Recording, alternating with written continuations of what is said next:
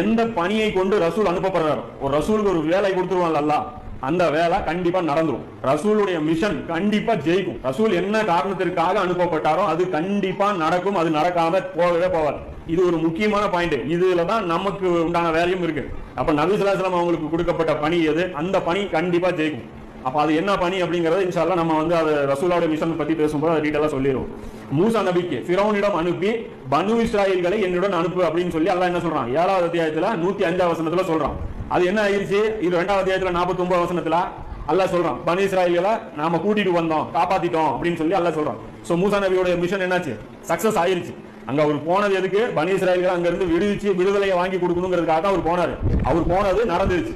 அதே மாதிரி லூத் அலைஹிஸ்ஸலாமுடைய அந்த மிஷன் என்ன, ஓரின சேர்க்கையை இந்த மக்கள் கைவிடணும். செத்துட்டான்ல, கைவிட்டான்ல. இப்போ அப்ப செய்யல. அதாவது அந்த ஊர்ல மறுபடியும் நடக்கல.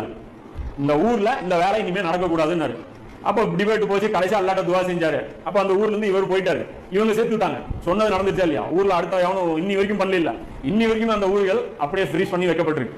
அழிக்கப்பட்ட அந்த ஊர் வந்து இன்னி வந்து அல்லாஹ் அப்படியே பாவம் வந்து அப்படியே வச்சிருக்காங்க. அதை பத்தி அல்லாஹ் டோட்டலா ரசூல்மார்களை பொறுத்த வரைக்கும் சொல்றான், நானும் என்னுடைய ரசூல்களும் நிச்சயமாக ஜெயிப்போம் என்று விதியாக்கி விட்டோம். ரசூல்களும் என்னையும் நீங்க தோக்கடிக்க முடியாது, ரசூலையும் நீங்க தோக்கடிக்க முடியாது அப்படின்னு சொல்லி 58வது அத்தியாயத்துல 20 வசனத்துல சொல்றான். அது விதியாவே பண்ணிடணும். அது விதியில ஒண்ணு. விதியை நம்பணும்னு சொல்றோம்ல, அது மாதிரி ரசூல் ஜெயிப்பாருன்னு விதியில ஒண்ணு.